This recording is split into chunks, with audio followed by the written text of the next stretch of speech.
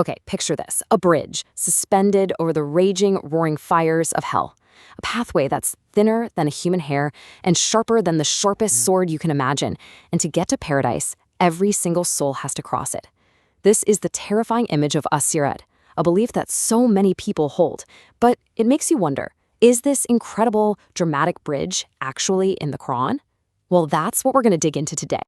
So let's really paint the full picture of what the popular tradition says. It's not just some narrow little footbridge. No. It's described as being lined with these razor-sharp hooks and thorny iron, just waiting to snatch up the sinful and throw them into the flames below. The righteous, on the other hand, get to pass over it, some as fast as lightning, depending on their deeds. It's an absolutely unforgettable and, frankly, terrifying image of the final judgment. And that really vivid, scary picture brings us right to the heart of the matter. You think that for something so central... Okay, picture this. A bridge suspended over the raging, roaring fires of hell. A pathway that's thinner than a human hair and sharper than the sharpest sword you can imagine. And to get to paradise, every single soul has to cross it. This is the terrifying image of As-Sirat, a belief that so many people hold. But it makes you wonder, is this incredible, dramatic bridge actually in the Quran? Well, that's what we're going to dig into today. So let's really paint the full picture of what the popular tradition says. It's not just some narrow little footbridge. No. It's described as being lined with these razor-sharp hooks and thorny iron, just waiting to snatch up the sinful and throw them into the flames below.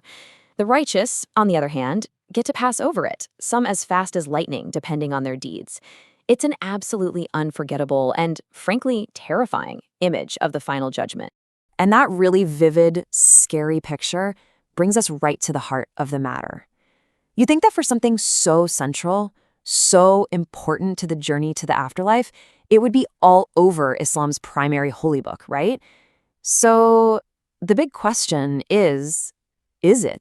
So our first step is the most obvious one. We're just going to go looking for it. We're going to dive into the key chapters of the Quran that talk all about the end times, judgment, heaven, hell, the whole shebang, and see what they have to say. And this is where things get really interesting. When you actually look closely at the text, something happens. Or maybe I should say something doesn't happen. You have chapters like Al-Waqiah and Ar-Rahman, which give these incredibly detailed descriptions of the Day of Judgment, how souls are separated, the rewards of heaven. They get specific. And yet, in all these key passages, nothing.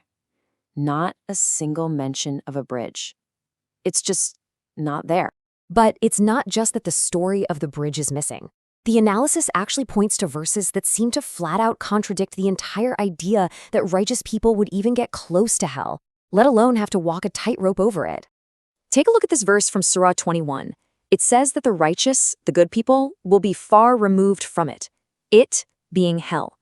The language here is pretty straightforward. It doesn't say above it or near it. It says far removed from it. And then, get this, the very next verse doubles down. It says they won't even hear the slightest sound or whisper of hell. Just think about that for a second. If you're walking on a bridge that's literally suspended over a giant raging inferno, you're going to hear it, right? This verse seems to put the righteous a very, very long way away. And to put that into perspective, another part of the Quran says that hell's roar can be heard from a far place. So if the righteous can't even hear a tiny whisper of it, they must be at an absolutely immense distance. That makes the idea of crossing right over it seem, well, kind of impossible. So you see the problem here, right? We've got two totally different stories. On one side, you have the popular belief that says everyone, good and bad, has to face this terrifying bridge over hell. And on the other side, you have the Quran itself saying the righteous will be kept so far away they can't even hear it. Those two ideas just don't seem to fit together. Okay, so you might be thinking, hold on a minute. What about the verses that people use to support this idea? And that's a fair point. There is a specific passage in Surah 19 that supporters of the bridge concept often point to. So let's take a closer look at the evidence they use. All right, this is the big one, verse 1971. It says, "And there is not one of you, but will arrive to it." Now, at first glance, you can totally see why someone would read this and think, see, everyone goes to hell. But the whole argument here hinges on two little but super important Arabic words, kum, which means you, and warid, which means arrive. We need to zoom in. First up, who is the you the verse is talking to? Well, context is everything, right? If you just back up one verse, the Quran is talking about God dragging out people from every group who were the worst in obstinate rebellion. So this analysis argues that the you isn't talking about all of humanity. It's talking specifically to this group of rebellious sinners. And second, what does arrive actually mean? The Arabic root word here, warada, is pretty specific. It's used to describe arriving at a place, kind of like how cattle arrive at a watering hole. It doesn't automatically mean you enter it or pass through it. So for the sinners, it could just mean being brought to the very edge of hell, not that everyone has to cross over it. But that brings up another great question. The very next verse says that God will then save the righteous. So, if the righteous were never even there, what exactly are they being saved from? This is where a little bit of grammar makes a huge difference. See, the verse kicks off with the Arabic word thumma. Now, this word can be read two ways. The first way, on the left, means then, which suggests a sequence. First, people are brought to hell, and then the righteous are saved. But thumma can also mean moreover, describing two things happening at the same time, like we see on the right. In that reading, the verse is saying that while the guilty are left in hell, the righteous are saved from that whole ordeal entirely.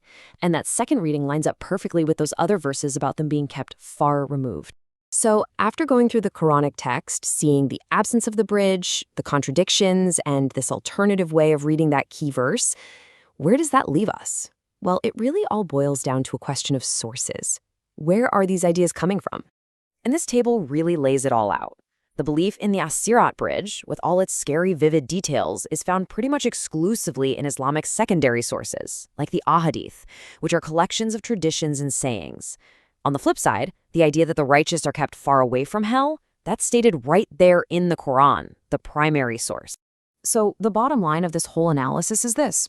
The popular belief in the As-Sirat's bridge, as widespread as it is, doesn't seem to have any explicit support in the Quran. In fact, it actually seems to be contradicted by verses that really emphasize how safe and far away the righteous will be from the fire of hell. And just so you know, our entire deep dive today has been based on the analysis presented in the article, As-Sirat, The Path, The Bridge Over Hell, by Joseph A. Islam. And all of this leaves us with a much bigger question to chew on, one that goes way beyond this one topic. In any faith, in any belief system, how do we tell the difference between what's in the foundational scripture and what's come along later through tradition? It's a huge question that really challenges people to take a close look at where their beliefs actually come from.